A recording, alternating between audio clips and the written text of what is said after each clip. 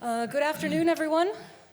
We're about to start the NATO meeting of foreign ministers here tomorrow and Friday, and the Secretary General is going to open with some remarks about what we plan to do, and then we'll follow that with some questions from you. Thank you, and good afternoon. On Thursday and Friday, NATO foreign ministers will meet to discuss pressing security issues as we continue planning for our summit in The Hague. We will focus on strengthening our collective defense. It is the foundation on which NATO was built, and it remains our #1 priority. We will also meet with our key partners, Ukraine, the European Union, and our partners in the Indo-Pacific. We gather at a particularly crucial time for our shared security, with challenges too great for any of us to bear alone. This week marks a grim anniversary, when the world discovered the tragedy of Bucha. I visited in July 2022 and spoke with some of those who survived. We will never forget that devastation. 3 years since the liberation of Bucha, Russia continues to wage war against Ukraine. I commend President Trump for breaking the deadlock, and I fully support the efforts undertaken by the US to bring this terrible war to a just and lasting end, as well as the efforts of the UK, France and others to contribute to ensuring a lasting peace when the time comes. NATO allies continue our support to Ukraine. In the first 3 months of this year, allies have already pledged more than 20 billion euros in security assistance for 2025. And our command in Wiesbaden continues to coordinate the delivery of security assistance and training for Ukraine. The threat we face from Russia remains, and Russia continues to work closely with China, Iran and North Korea in ways that not only harm Ukraine, but pose risks across the alliance and around the world. We see these and other actors working to destabilize our societies, with sabotage to undersea infrastructure, cyber attacks, assassination attempts, and more. We live in a dangerous world. And in the face of these and other challenges, we must build a stronger, a fairer, and more lethal NATO.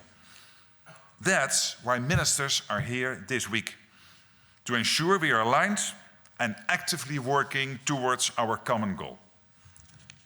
We stand together, deploying and exercising to ensure we are ready and able. We are grateful to the men and women of our armed forces for the service they provide every day.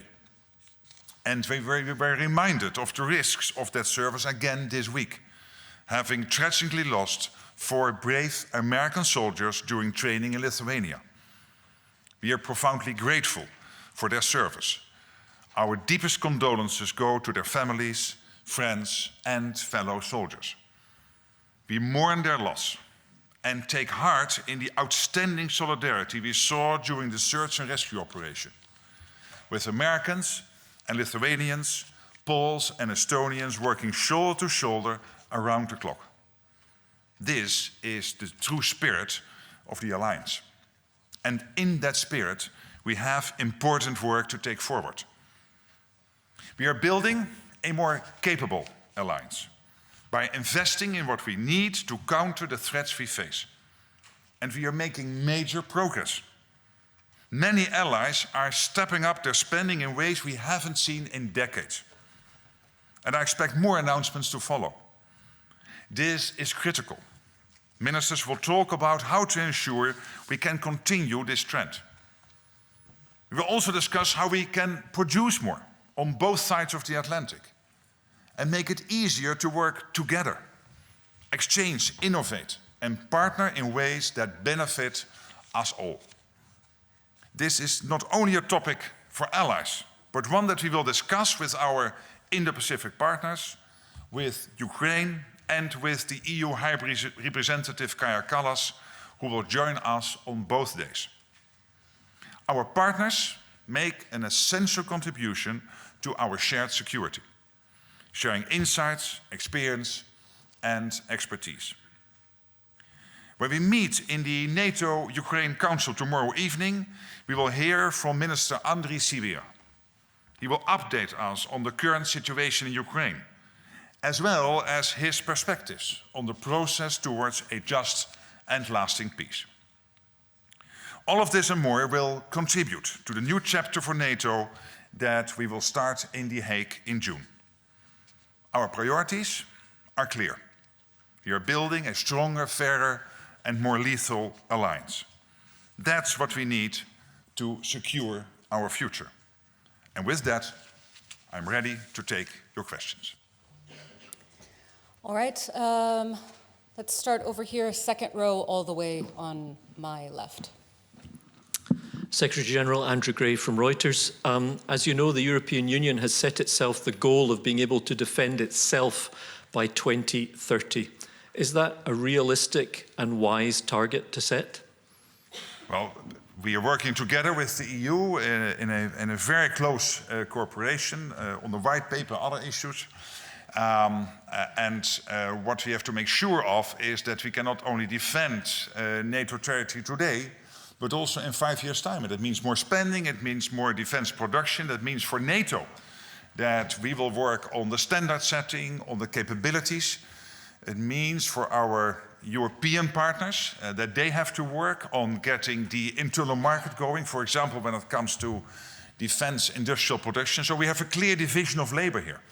And I think that is very positive. All right, gentlemen in the fourth row in the center.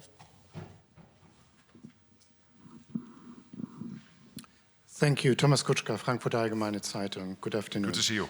2 questions, please. The first one, the Washington Post published a story recently that refers to an internal guidance by the Pentagon that basically says everything needs to be prepared for a major war with China.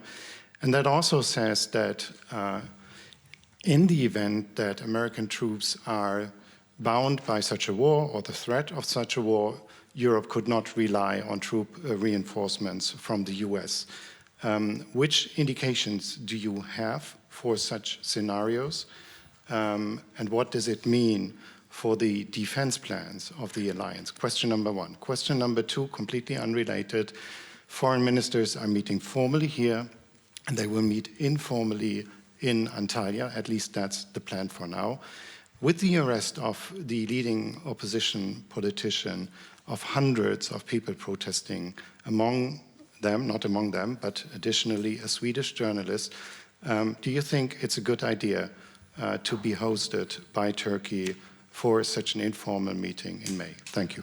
I think on your second question that is an important meeting, that it is important that it is informal, and Turkey has offered to host it.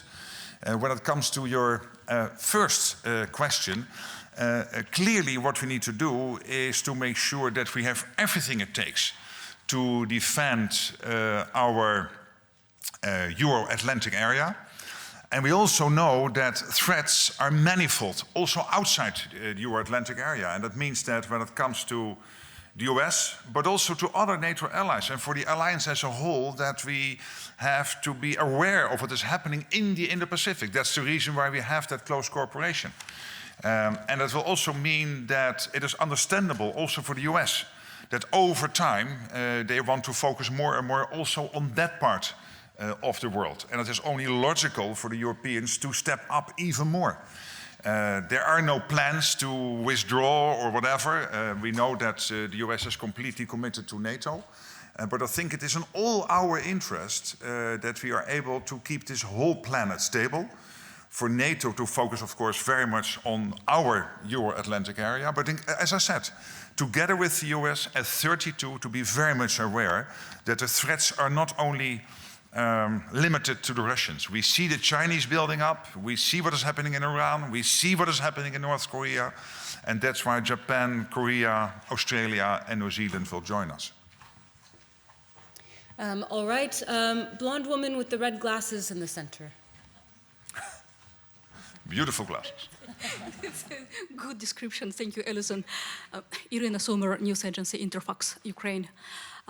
Next week here in NATO HQ, the meeting of the coalition of willingness will take place. So my question is for you, Secretary General, what kind of role do you see for NATO playing in this coalition? Is it only to provide the facilities for meeting, or it can be something more? Thank you. Well, I've myself been participating in some of these meetings in London and twice in Paris. Because I'm traveling next week, the Deputy Secretary General will participate in a meeting here. And we are there to advise, but also to hint at the implications of certain plans and what that means for the defense of NATO territory. So that is important. So we are there in an advisory role and also very much explaining the implications of decisions will they be taken. All right, and then just in front of Irina, the gentleman in the blue suit.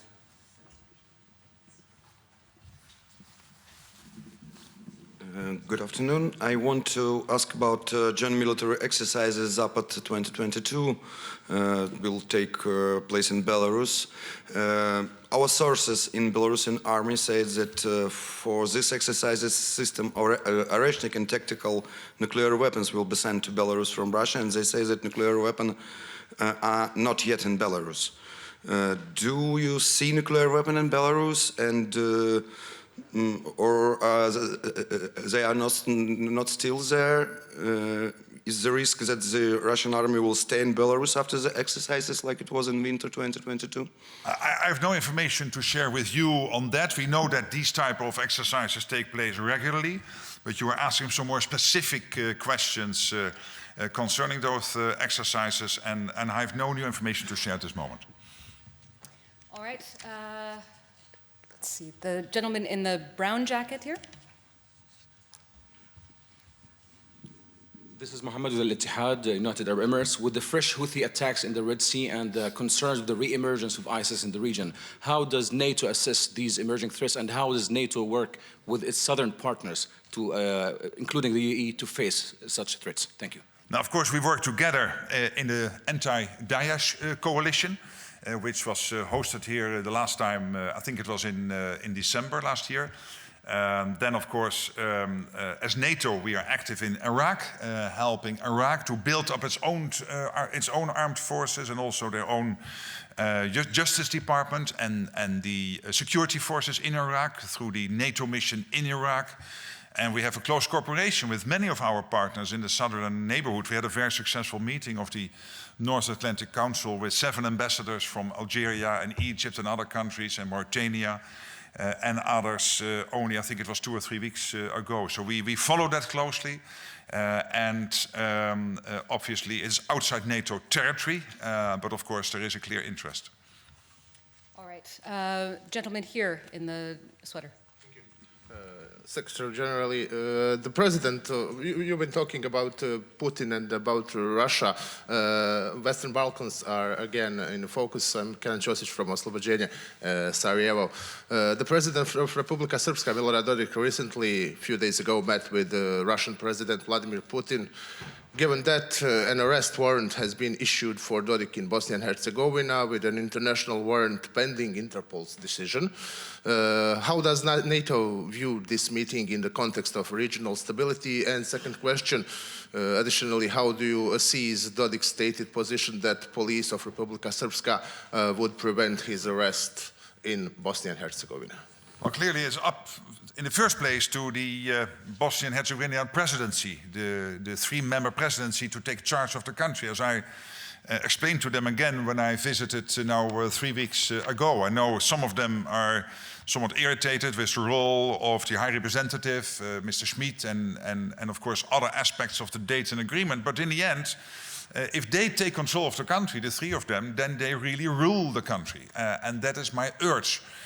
For NATO, I've made very clear we cannot accept a security vacuum in Bosnia and Herzegovina. We don't want any destabilization there. And of course, when it comes to Dodik, the president of Republika Srpska, and all the court orders and everything happening there, we expect him to basically accept when the independent judiciary is ruling, that he accepts that and that he then behaves accordingly.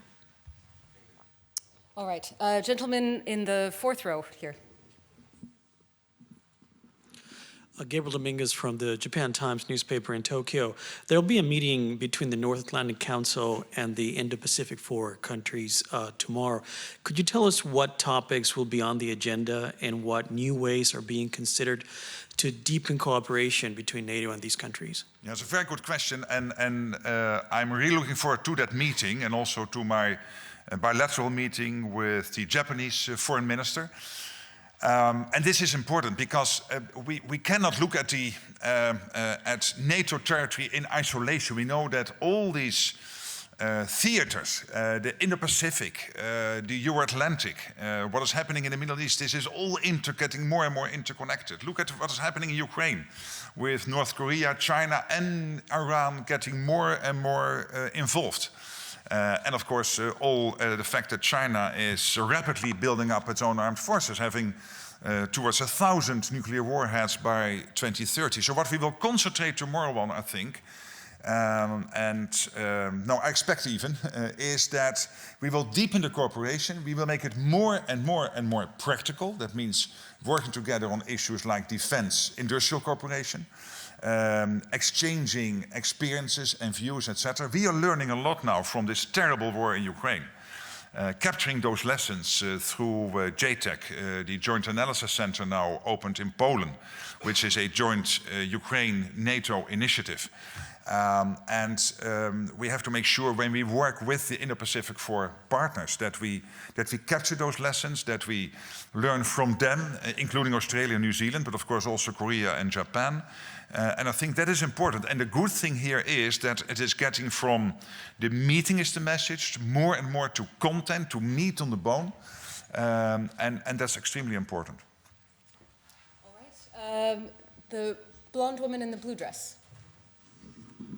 Hi, Alexandra Filipenko, The Breakfast Show, originally Russia, but in exile in Lithuania.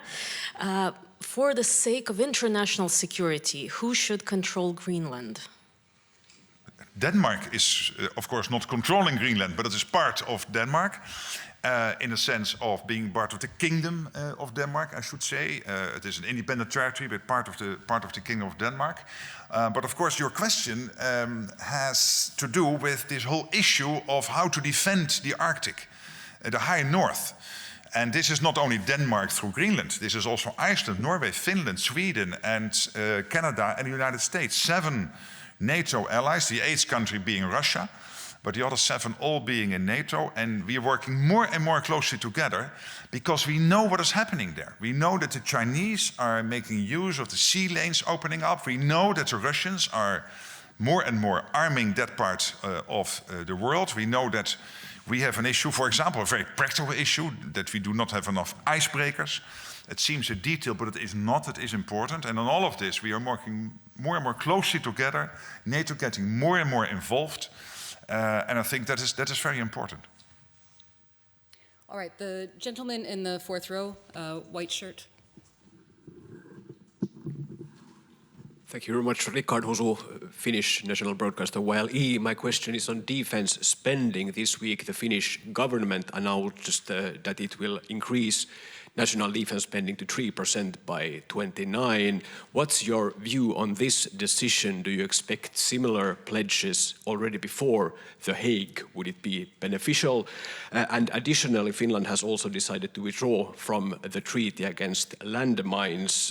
What is the broader significance on this for NATO's defense, as also the Baltics and Poland has made similar decisions? Yeah. Thank you. So when it comes to the Ottawa agreement, that obviously is for individual allies to decide on, so I should not comment.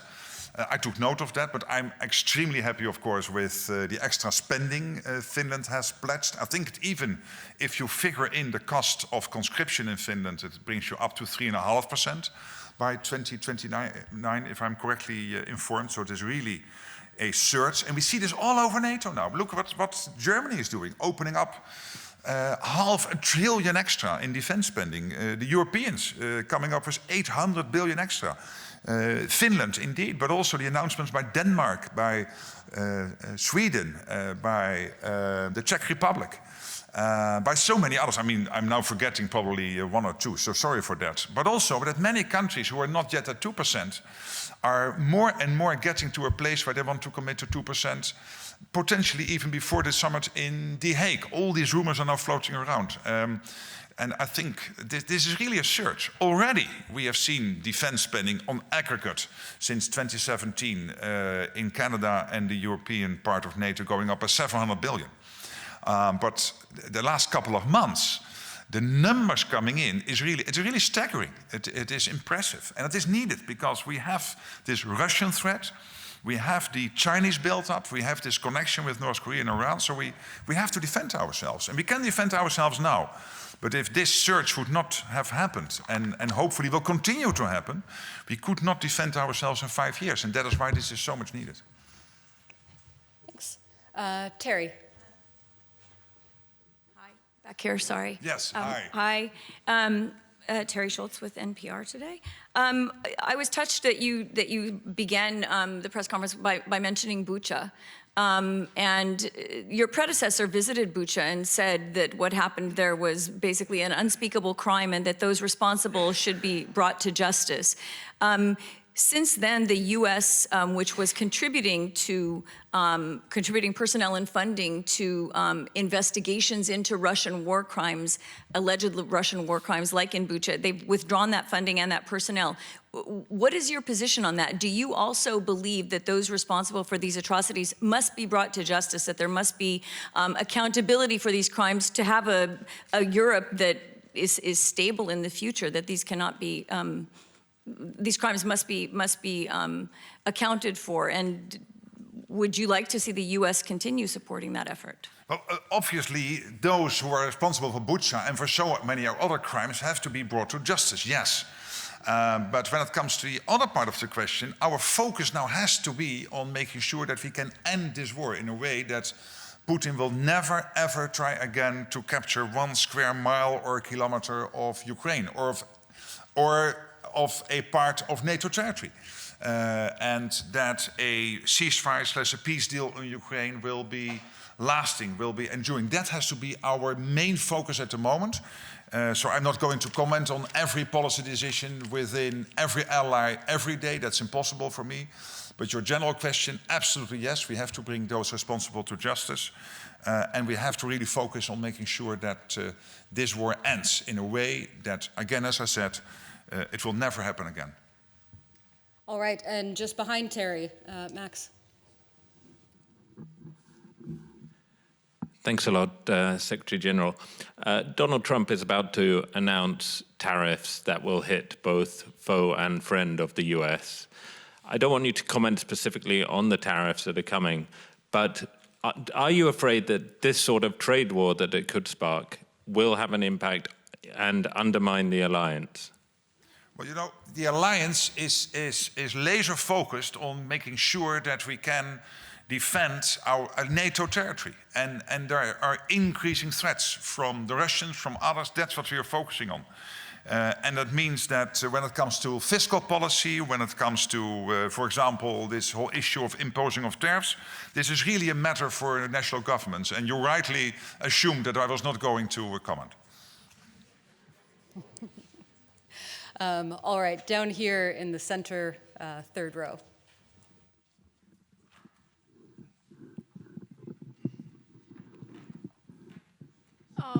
Hi. Hi. Mr. Secretary General, I wanted to ask about Moldova. So recently, 3 Russian diplomats were expelled from Chisinau after it was demonstrated the involvement of the Russian Federation embassy in the transportation of a convicted Moldovan member of the parliament to the Transnistrian region. And in reply, Russia says that serious consequences will follow. And Moldova has parliamentary elections soon, and as we all know, Moldova is also a target of cyber attacks. So can we expect an evolution of relations between Moldova and NATO in order to protect Moldova from the foreign interferences? Thank you. We have a strong cooperation with Moldova, with Chisinau, with President Sandu. She visited me in December. We know each other very well, this role, but also in my previous job in the Netherlands, we worked very well together. And obviously, wherever we can help, and we do a lot together, but whatever we can do more of, we will do so. It's not always wise for me to tell you everything, keep our enemies a bit guessing, but you can be assured there is a close cooperation. All right, and just behind her, the gentleman in the fourth row. Yes. Thank you for the floor. Dmitry Shkurko, National News Agency of Ukraine. Secretary General, Russia officially denied the US proposals for ceasefire in Ukraine, saying that it does not meet the core Russian demands. But we all remember that the core Russian demands are just withdrawal of NATO troops to the borders of 1997. Why, just curious, what kind of response could we hear from NATO side? Thank you. But listen, you will hear many crazy things coming out of Putin and out of Russia, including their demands for a peace deal and whatever. I would not take it all too seriously. Of course, we have to look into it always and have to react to it, but I mean, this is also how he tries to negotiate. And I am, as I said, I commend President Trump for breaking the deadlock, for getting the discussion going, for getting this initial 30-day ceasefire on the energy infrastructure, steps taken about on the Black Sea. Of course, we hope for more. I know that the American administration is working day and night to get it done. We are getting updates, being informed, etc.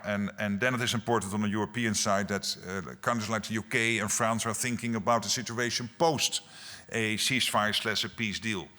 But you know, if I would comment on every media outing of Putin, particularly when it comes to what the Americans try to establish in terms of a ceasefire and a peace deal, is not helpful. But you will hear many strange things coming out of Moscow.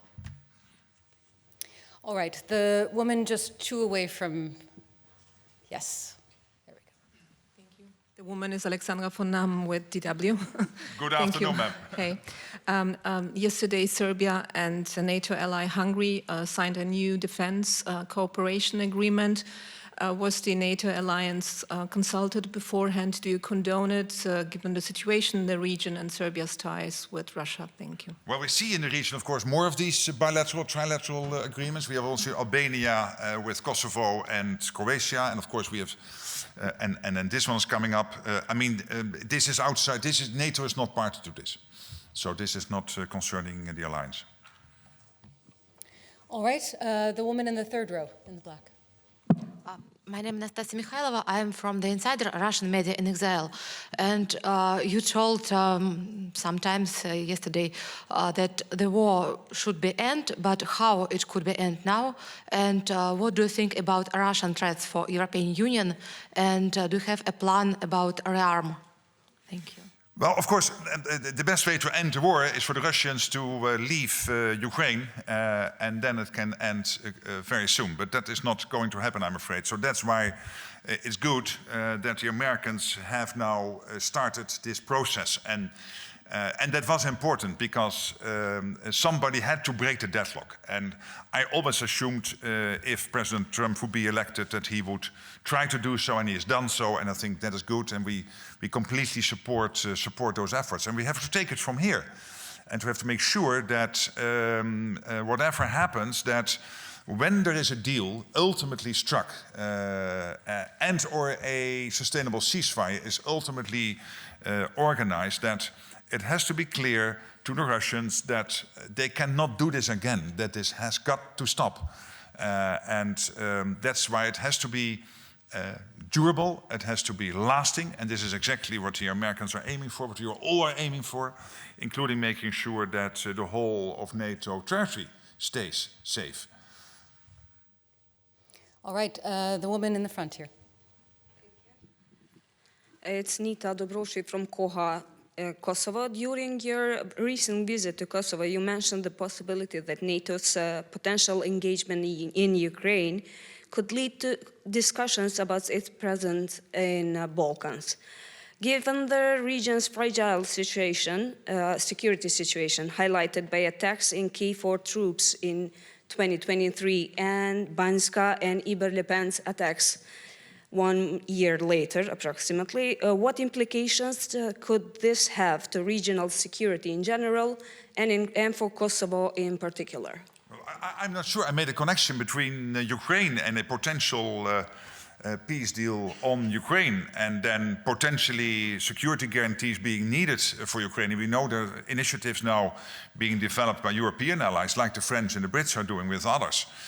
And I did not connect that to the situation in Kosovo because I think KFOR is important. EUFOR, the EU force in Bosnia and Herzegovina, is important. We work closely together.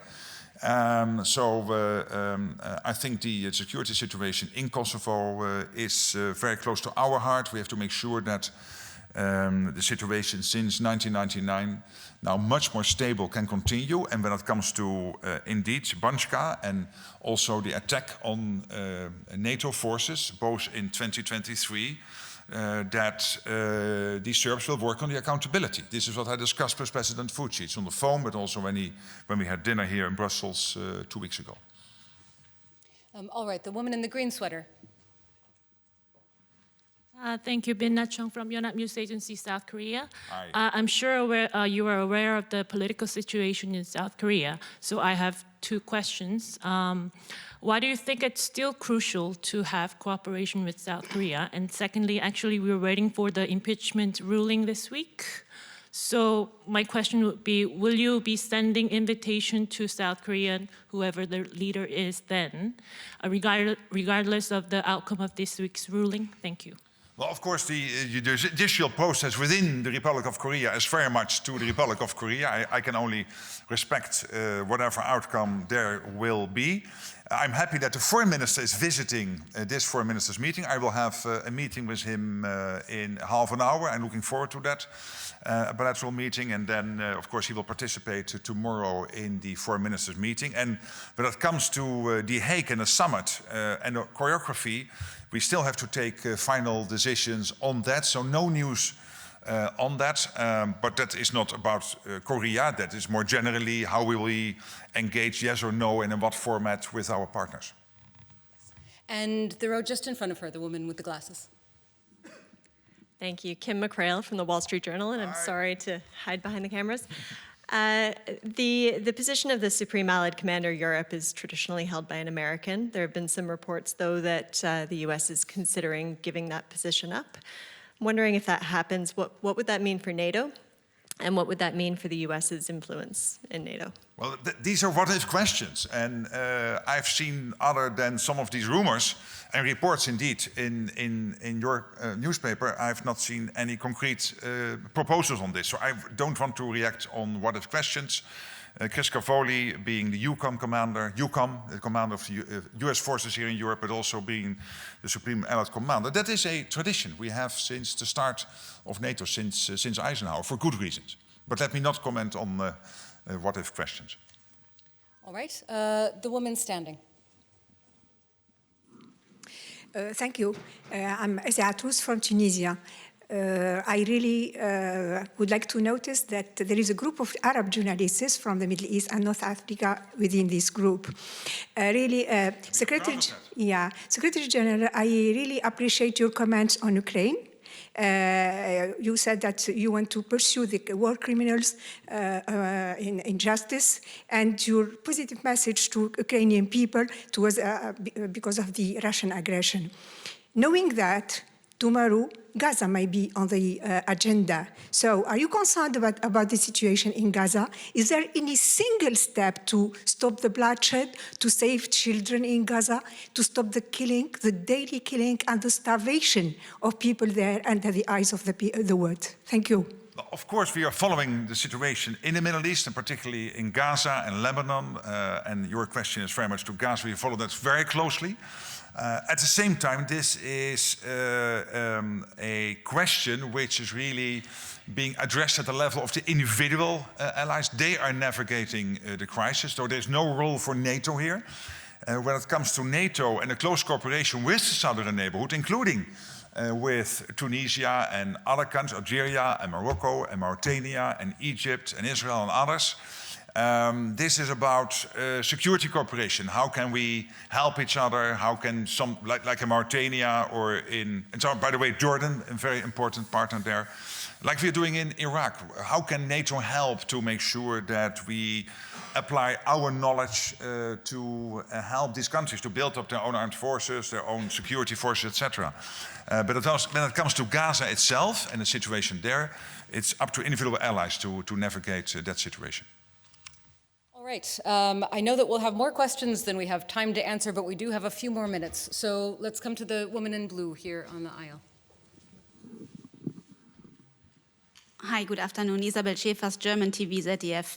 I have a question on defense spending. We know that Donald Trump wants 5%, but only for the allies, not for the US. On this special topic, but also more general, do the European allies need to do basically everything that the US requests now in order to keep the US within NATO? Well, first of all, as I said, let's celebrate the fact that we have added in aggregate by now several hundred billion since 2017, and that the last couple of months, including your country, I mean, you guys are leading the way, the Germans, the $500 billion extra in defense spending is staggering. What we will have to do in the run-up to The Hague is to assess, and this is a process we have in place in NATO, the defense planning process. We have to assess exactly what are the targets we need to achieve. Based on those targets, which gaps do we have? We have already identified a few. For example, the fact that we need more long-range capabilities, that we need more air defenses, that when it comes to our land forces, our armies, we need to invest more there. Including in the way they are outfitted, etc. So on all these issues, and logistics and command and control, etc. So there will, when you look at the aggregate number, and it is not finalized yet, we will finalize that whole process early June with the defense ministers, you can assume that, as I said before, that you will have to spend considerably north of 3%, to reach these targets, to close the gaps, to make sure that we can keep ourselves safe in this part of Europe. And that is driving us at the moment. But whilst we are working on those targets, we see these staggering amounts of money coming in. And that is important. That means that Europeans are stepping up. And that's crucial because of the threats from Russia and the increasing threats from China, but also around North Korea. All right, staying in the same row, the woman in green. Hi, I'm here. Sorry, yeah. Hi, goedemiddag. Lisa Hesselund from Danish TV2. I would like to return to the question regarding Greenland. Yes. I hear your point on the necessity to have a larger presence in the Arctic, but we have a situation where one NATO ally is threatening another NATO ally with taking control of its territory. So my question is, why won't you go into that discussion? Why is that? And also, isn't there a credibility problem here when we have this situation, we have these threats, and you won't distance yourself as Secretary General to these threats? Normally, we also hear similar things coming out of Russia, but why don't you want to go into this specific debate? Thank you. Because what I want to do is to have us focus on the issue at hand. And the issue at hand here is the defense of the Arctic, and that is much broader than Greenland. Of course, Greenland is part of the Arctic, but as I said, Denmark, through Greenland, is one of the 7 countries, the US itself, Canada, Iceland, Norway, Finland, Sweden. They are all part of the High North, and we have some serious issues to address. With the Chinese using the sea lanes, with the Russians rearming the region. And I want us to concentrate on that issue and be very much focused on this, because there is a real issue there, which goes really beyond Greenland, it's only Greenland. Of course, Greenland being important, but it is in conjunction with the other 6.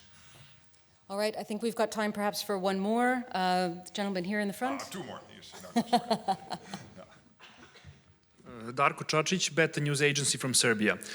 Secretary General, you said that NATO is not part of bilateral agreements in the Balkans, but can you tell how does NATO view the recent agreement between Croatia, Albania and Kosovo, which has sparked strong reactions from Serbia, particularly President Vučić President Vučić's claim that it means opening an arms race in the Balkans. Given that Croatia and Albania are NATO member states, what implications does that agreement have on regional security and stability? Well, of course, the stability and the situation in the Western Balkans is very much a concern. That is why NATO is present in both Kosovo and also in Bosnia and Herzegovina. And of course, we have 5 allies, Montenegro, North Macedonia, Albania, Croatia and Slovenia on the Western Balkans. And we are working very closely together. But please understand that for me as Secretary General, I should refrain a little bit from commenting on every development in every part of the world, including on the Western Balkans. This is really for individual allies to decide. There are many more of these bilateral and trilateral agreements between allies. I know that, for example, the Netherlands and Belgium are working together on many issues. And of course, that is different from what you are addressing here. I know, and you are addressing an important subject, but still, I think I should not comment myself. All right, you said one final question? All right, one final question. Gentleman in the blue here. Mr. Glasses. No. Thank you. No, and then okay. Okay. Thank you. You're the boss. Thank you. Barzansan, reporter from Kurdistan 24. The mission of a global coalition force in Iraq to end by 2026, next year. You are, as a NATO, are you going to end as well, or you are going to stay, like the training forces? And the second question, back to February, during the mission conference in Germany, you have had a meeting with the president of the Iraqi Kurdistan region. Could you tell us something about that meeting? Thank you. Yeah, that was a very positive meeting. We know each other very well in my previous role, and it is important, I think, to continue that conversation. So I was very happy to have that opportunity in Munich. Of course, I cannot disclose what we discussed in detail, but it was a very cordial meeting, re-establishing our relationship. And when it comes to Iraq, of course, we are there at the invitation of the Iraqi government, helping Iraq to develop its armed forces and develop its security forces. Of course, when there are changes to the overall security infrastructure, because, for example, the Americans potentially taking down some of their troop levels there because of the discussions they have with Iraq, that could have an implication for the NATO mission in Iraq, and then we will navigate that with the Iraqi authorities. So you can be assured that we will always be in front of that. All right, and then very final question to the gentleman in the glasses and the blue shirt. Yes, thank you very much. Michel Kerris, NRC Amsterdam. And now you have to ask a nice question. That's a nice question, okay. Okay. So there was quite a few issues have raised considerable concern about the cohesion in NATO. Think about Greenland, think about the direct contacts between the US and Russia without Europe being present. How would you characterize the atmosphere in your house at this moment? Well, as I said last week in Warsaw, I know there has been some tough language. I know that there have been allies, for example, on this side of the pond, being worried about the long-term commitment of the US to NATO. And I was in the White House, but before I went to the White House, we had President Macron there and Prime Minister Starmer, and on so many other occasions. The Americans have stated again and again, we are committed to NATO, we are committed to Article 5. This commitment comes with a clear expectation, the expectation that on this side of the Atlantic and Canada, we will spend more, commit that we will really deliver on the 2%, and then move upwards because of these gaps we still have in this part of NATO to deliver on all the targets. And that's the process we are in the middle of. And in the meantime, the hundreds of billions are rolling in as we speak. And that will continue, no doubt, over the coming days and weeks is my expectation. And we have to do this because of the Russian threat and because of the increasing China threat. So let's not be naive about that. And But I'm absolutely convinced this alliance is there to stay with the US. Their commitment is absolutely clear.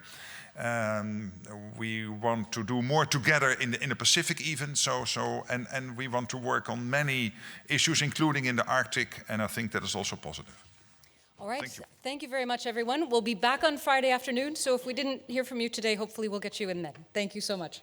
Great, see you later this week.